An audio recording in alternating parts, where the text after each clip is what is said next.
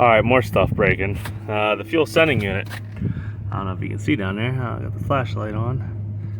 Let's do this. Fuel sending unit came apart. There's the float down in there. Oh, there it is. Right there. So, I'm going to have to take the steps off here. I'm going to have to loosen all three of these straps up. And I'm going to have to take a bar and rotate that tank. Right after I take these quick disconnect fuel lines off and try not to shatter them into a million pieces, I'll be back hopefully with the tank rotated. Alright, what I'm doing is I'm taking a 19mm 1/2 inch ratchet and I'm loosening up all three of these straps. Alright, and I'm going to take a bar in there. As you can see, I probably got, I don't know, I almost ran out of fuel. That's why I decided I should probably do it. I got probably about, I think 50 gallons in here, and it started equalizing it, so there's probably, I don't know, maybe 20 or 30 gallons in each tank. So yeah, try to do this when there's hardly any fuel in the tank. It'll make your life a lot easier.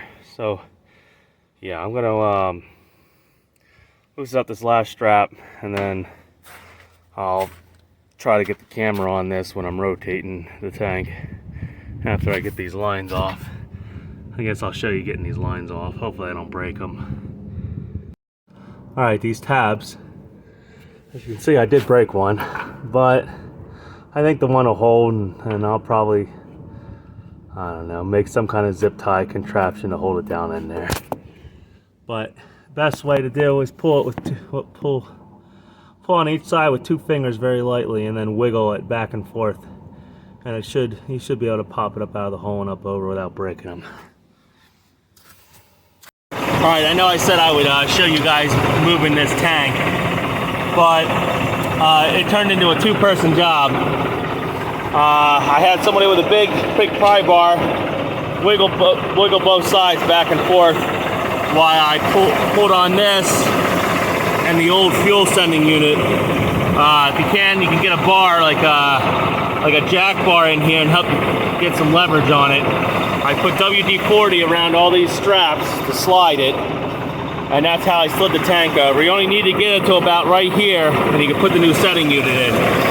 Other than that, you click everything back on. You tighten these bolts up, the strap bolts. They're 19mm. I suggest getting a 19mm ratchet wrench. It'll make your life a lot easier. And that's it. And the setting unit's working now. So that's saved myself probably a couple $100. Bought the sending unit off Amazon for 90 bucks. And about 2 hours to put it in, and there you go. Would have been less if I had somebody here with me, but I had to wait for them to get here. So there you go.